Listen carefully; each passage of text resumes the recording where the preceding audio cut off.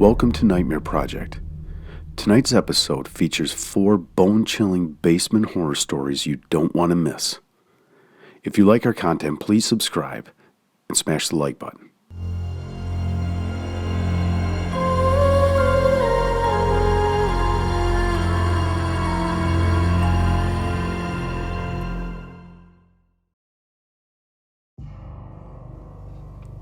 I had the house to myself for the weekend. My roommate was out of town attending a 2-day seminar on behalf of the company that he works for. It was around 1 o'clock and I'd stayed up late to watch a horror flick in my dark basement. We have a small area rug down there, and on it sits a sofa with a TV across from it. There are no windows and it's cold. I planned on finding out just how scared I could really get myself. It was then I thought I heard the door handle at the top of the stairs rattle, or did I hear it click and turn? It was really hard to say for sure. My mind is racing as the movie has me on edge. I fumble for the remote and hit the mute button so I can hear better. Nothing. I hear nothing. I look around the room, being lit by the flashing scenes coming from the TV. I can see the bottom steps of the stairs, but I can't see behind them or in any corners of the room.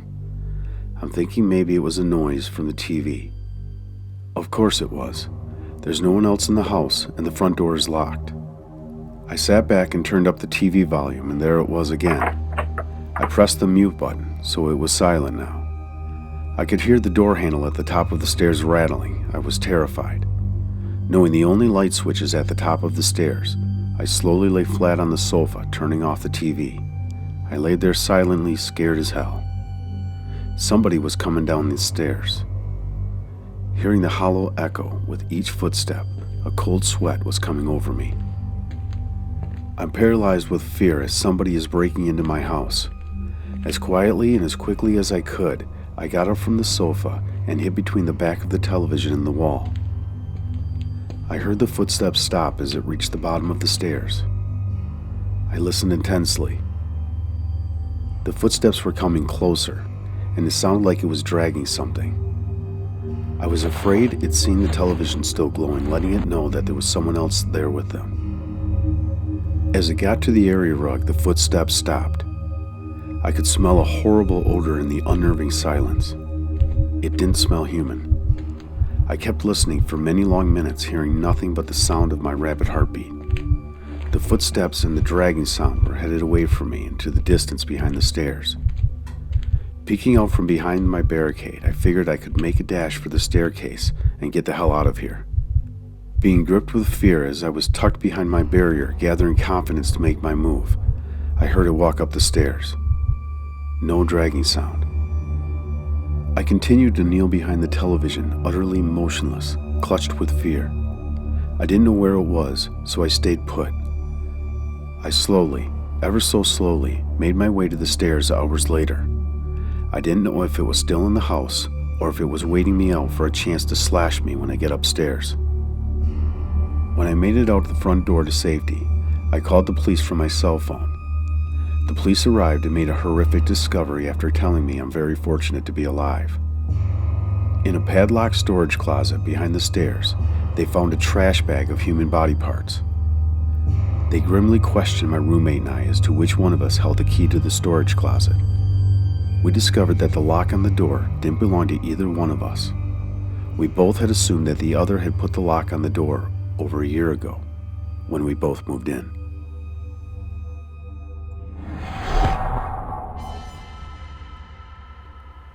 Our old house had a basement that was only accessible from the outside cellar door.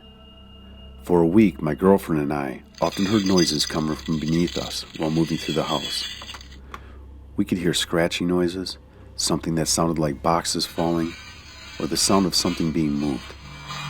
There never seemed to be a particular time when we would hear them. Jenny and I agreed that it must be a rodent of some sort that got into the basement. She had planned to call the pest control people to come out and get rid of it tomorrow.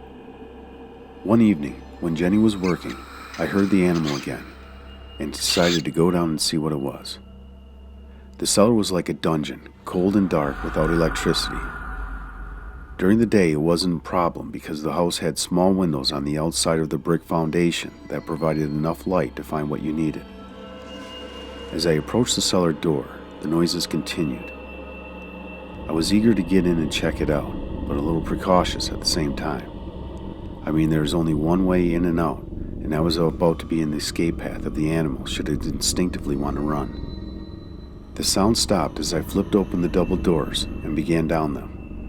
My flashlight was small and the batteries were dying, leaving me with a dim guiding light. I could hardly see, and honestly, it made it more creepy. When I shined the dim light on an object, it would take me a minute or two for my eyes to adjust before I could make out what it was. I don't get creeped out easily and never had. I'm the there's a logical explanation kind of person. I figured it was a mouse or a rat, both of which don't frighten me. I heard a scratching coming from another room in the basement as I walked slowly with my crappy flashlight. The terror meter in my head keeps ratcheting higher with every step. My cell phone made an alert noise to notify me that I had just received a text, and I jumped. It felt like my heart skipped a beat. I then heard a squeaking sound in the darkness, but not like a rat or a mouse that I've ever heard before. I pulled the phone from my pocket and read the text. It was from Jenny. "Pest control will be here tomorrow. Don't go down in the basement. I don't think it's a rat." Again, I hear the squeaking sound from somewhere in the darkness ahead of me. This time, it was followed by a deep snicker.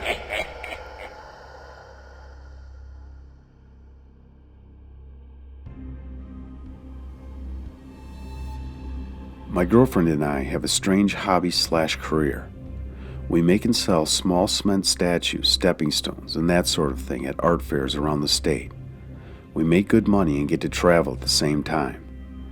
Our customers often come back to buy items from us whenever we are in their town. I'm always looking for new cement molds online, and I came across this posting by a gentleman that only offered one particular design, a gargoyle. He said there were only a few left, and that any interested people should purchase right away, so I did. The picture that the seller showed of the gargoyle casting looked very unique, and it felt like it was speaking to me. I figured many people would be interested, and that I could sell this gargoyle statue all day long. I cast the gargoyle in my basement the day I received the mold.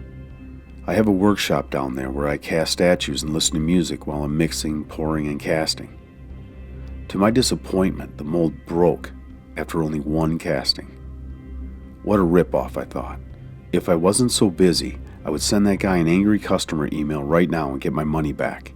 The lone gargoyle statue that I was able to make turned out perfect, no defects. I only wish I could have made more. I sat the statue next to the bottom of the basement step. I thought gargoyles are meant to protect something, so why not protect the investment that I have down here in the basement? I laughed at my own reasoning, but I didn't know where else to put it. My girlfriend had gone down into the basement in the evening to do laundry after I was finished working down there for the day. I'm watching TV upstairs and waiting for her to come up and join me. That's when I heard her scream from the basement. I quickly ran to the basement doorway and saw that she was lying halfway up the basement stairs. I ran down the stairs to her aid when I noticed a large rip on the leg of her jeans. Now the blood started soaking up in the denim. This was serious. I said, "What the hell happened?" She yelled, "Something bit me." I stared at the gargoyle statue, which was now turned facing us from the bottom of the stairs. That's not the direction I placed it originally. I looked for the seller online the next day to get my money back, and his page was gone. If you're enjoying tonight's episode, please subscribe and don't forget to smash the like button.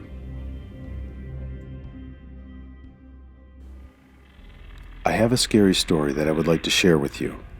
It happened to me in the basement of our new house. The basement was clean and finished, unlike the one we had in the house that we were renting. In the new basement, I created a cool entertainment atmosphere with a gaming area, my computer, and a big screen TV. Everything was good at first, but after about a month, I started hearing voices. One evening, while up late watching TV, I heard people talking from behind me. I remember the voices were like whispers. I spun around quickly to look. No one was there and the voices stopped.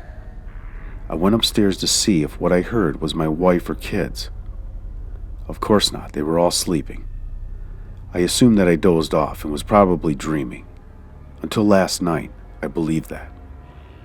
I had just turned out the lights to watch some videos and wasn't close to being tired.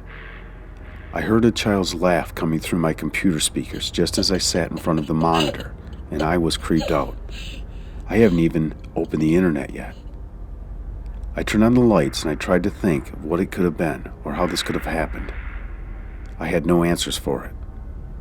Not realizing, I fell asleep watching videos with the lights on a few hours later. I had a nap jerk that woke me up, and immediately I was terrified because the lights were out and I remembered that I left them on. The only light was coming from my computer screen. It was blinking black and white. Still groggy, I said to myself, what the hell is going on, as I fell out of the chair to get to the light switch. I crawled a few feet before utter panic set in a race to get to the light switch on the wall. I can clearly hear whispers all around me and a chuckle from a small child as I'm racing through the darkness to the light switch, and it was only 10 feet away. It might as well have been a mile away because that's what it felt like. I turned on the lights and something turned them off. I remember thinking I'm gonna die. I clicked them on again, and my wife, who was now speaking to me from the top of the stairs, asked if everything was okay. She heard something fall. I walked up the stairs backwards, watching, making sure nothing was following me. When I reached the top of the stairs, I closed the basement door and quickly wedged a chair in front of it.